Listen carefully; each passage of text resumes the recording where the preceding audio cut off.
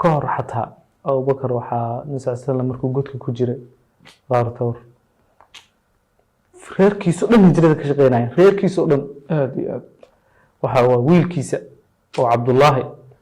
habeenkii meeshu la seexanay subaxii baxay markuu tagay uu soo dhagadhageenay wararku soo ogaanay wiilkiisa xagaas ka shaqeynay wiilkii kale arig u raacay asagana meeshu arig ku soo raacay caan u keenin jiray waxa waa raad ku tirtiri jiray raad u tirtiro meesha arig ku raaci jiray waxa ku soo xigay gabadhiisa waxa waaye Asmaa waxay u keentay xataa waxay u keentay cuntadii raashinkii habeenkii saddexaad ee bixi rabeen u keentay marka qoyskiisu dhan Abu Bakar waxa waaye waana de saxaabiga kaliya hooyadiis iyo aabihiis iyo reerka cid ka hartay ma jirto cid aan islaam ma jirto Ilaahay subhanahu wa ta'ala waa ugu gargaaray Allahu waxa waaye sida asaga diintu ugu soo gargaaray waxa weeye nabiga sallallahu alayhi wasallam meel kasto la maray khaasatan hijrada nabiga sallallahu alayhi wasallam markii uu yiri rasuulka Ilaahay markuu yiri Abu Bakar akhrij man cindak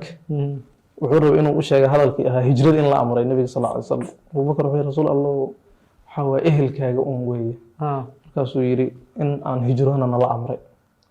in hijrooda dhahay uu dhahay asaasan hijra li fasxo dhahay kadib soo booday wuxuu dhahay suhba ya rasuul Allah suhba marka nabiga sallallahu alayhi wasallam haa yiri markaasuu ooyay farxad darteed anaha waa rixlo aad u khatar badan waay dhammaan wax alla wixii khatar ah ku hareeraysan waay laakiin wuxuu ku farxay Ilaahay rasuulkiisa inuu la jiro Allahu akbar marka meesha iimaanka uu taagnaa bay daliil u tahay Abu Bakar Quraysh wuxuu ahaa nin makaan u saaxiib ah oo reerkiisa ku dhax nool awood leh hanti leh ayuu ahaa laakiin waxaas oo wuxuu ka doortay in nabiga sallallahu alayhi wasallam uu godka la galo uu la safro waxa weeye hijradaas uu ku rafiiqo Allahu ayaa waxay uga macaaneed wax walba adduunka lagu macaansado